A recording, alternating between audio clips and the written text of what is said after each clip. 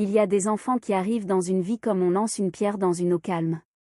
Le choc, puis les vagues. Et parfois, on ne reconnaît plus le paysage. Sébastien avait 42 ans, sa femme Laure, 39. Ils habitaient une belle maison dans la banlieue de Rennes, avec un jardin bien taillé et des voisins discrets. Lui était cadre bancaire, elle enseignait les mathématiques. Ils avaient tout prévu, tout organisé, sauf l'absence d'enfants. Après 10 ans d'essais, de traitements, d'espoirs déçus, ils avaient choisi l'adoption. Lucas avait 12 ans. Il arrivait d'un foyer de Bretagne, après 3 familles d'accueil et 2 tentatives d'adoption avortées. Son dossier était épais, rempli de mots comme « instable »,« provocateur »,« renfermé ». Mais Laure avait vu une photo, un garçon aux yeux clairs, les bras croisés, le menton relevé. Elle avait dit « lui ». Sébastien avait accepté, par amour pour elle. Il ne savait pas à quoi s'attendre. Le jour de l'arrivée, Lucas ne dit rien. Il traversa le salon sans regarder les meubles neufs, monta dans sa chambre et ferma la porte. Pas de claquement. Juste le bruit du verrou. Un bruit sec, définitif. Il a besoin de temps, dit Laure. Il va en avoir, répondit Sébastien. La première semaine, Lucas ne parla qu'à peine. Oui. Non. Pas faim. Pas soif. Laure lui préparait des plats qu'il ne touchait pas. Sébastien lui proposait de jouer au foot dans le jardin. Lucas regardait par la fenêtre, muet. Ils avaient lu les conseils, patienter, ne pas forcer, offrir des espaces. Mais la patience a des limites, et les espaces se referment quand quelqu'un les refuse. Le premier incident eut lieu le 10e jour.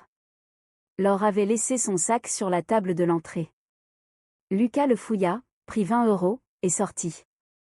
Il rentra 3 heures plus tard, sans un mot, une canette de soda à la main.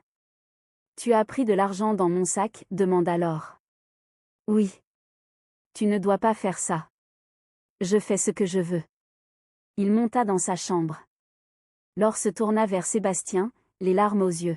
« On a fait une erreur, dit-il. »« Pas encore. Donnons-lui du temps. » Le temps passa. Les fugues aussi. Lucas disparaissait des heures entières, puis revenait, le visage fermé. L'école appela, il insultait les professeurs, refusait de travailler, se bagarrait. Sébastien dut se rendre à des réunions disciplinaires, serrer des mains qu'il aurait préféré serrer autour d'un contrat de vente.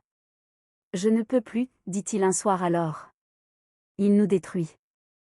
Il détruit notre vie. C'est un enfant, Sébastien. Un enfant blessé. J'en ai marre d'entendre ça. Blessé, oui. Mais il n'a pas le droit de nous blesser nous aussi. » Laure ne répondit pas. Elle monta dans la chambre de Lucas, frappa doucement. « Lucas ?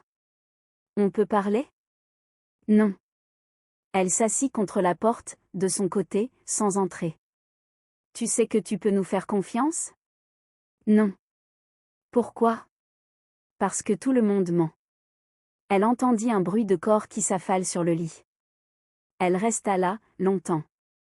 Puis elle descendit. Les semaines suivantes furent pires. Lucas vola un portable dans un magasin, se fit prendre. La police appela. Sébastien dut aller le chercher au commissariat, la honte au ventre. Dans la voiture, il craqua. « Tu veux quoi, Lucas ? Qu'on te renvoie ? Qu'on abandonne comme les autres ? Je m'en fiche. » « Tu ne t'en fiches pas. Personne ne s'en fiche. » Lucas se tut. Il regardait par la fenêtre, ses petits poings serrés sur les genoux.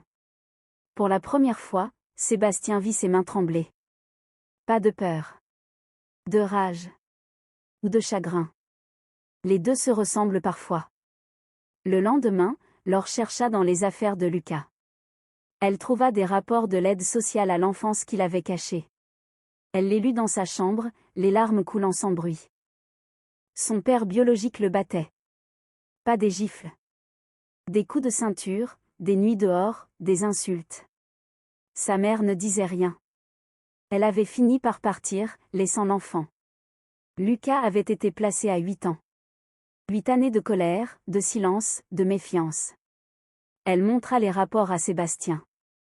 Je ne savais pas. Personne ne le savait. Lui, il veut pas qu'on sache. On fait quoi?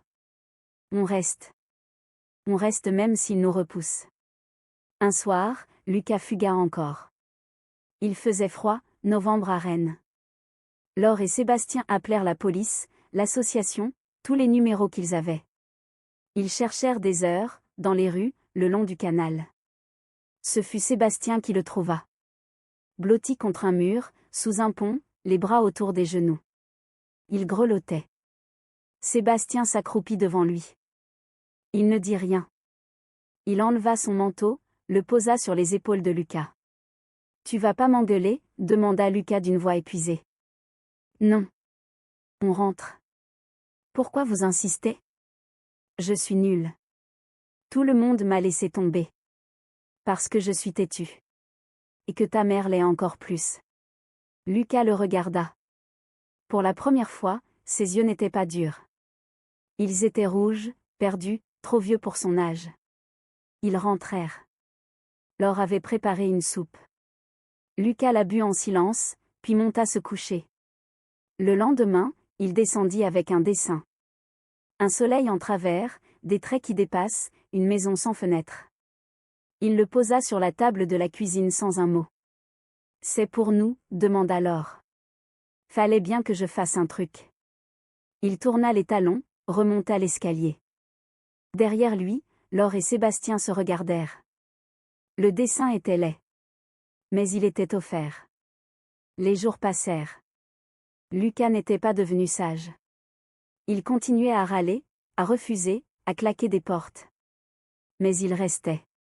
Il mangeait parfois avec eux. Il laissait Laure l'aider pour ses devoirs, de loin, sans contact. Une après-midi, Sébastien le vit assis dans le jardin, seul. Il sortit, s'assit à côté de lui sans parler. « Tu sais jouer aux échecs ?» demanda Lucas. « Un peu. Apprends-moi. » Ils installèrent le plateau. Lucas perdit toutes les parties. Mais il apprit.